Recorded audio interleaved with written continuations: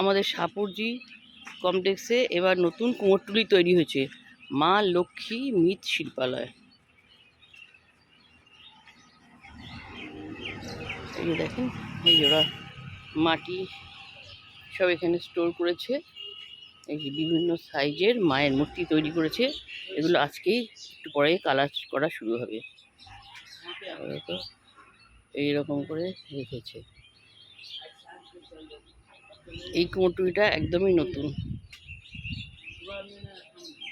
দুর্গার সময় ছিল কুমোরটুলিটা, পরে করলেন? দুর্গাপুজোর সময় ছিল কুমোরটুলিটা? লক্ষ্মী পুজোর থেকে শুরু হয়ে, লক্ষ্মী পুজোর পর থেকে না লক্ষ্মী পুজো থেকে? লক্ষ্মী পুজো লক্ষ্মী মূর্তি বানিয়েছিলেন? ওই যে লক্ষ্মী কুমোরটুলিটা লক্ষ্মী পুজোর থেকে স্টার্ট করা হয়েছে। এখানে এবার কালী পুজোতেও অনেক মূর্তি তৈরি করেছেন এনারা।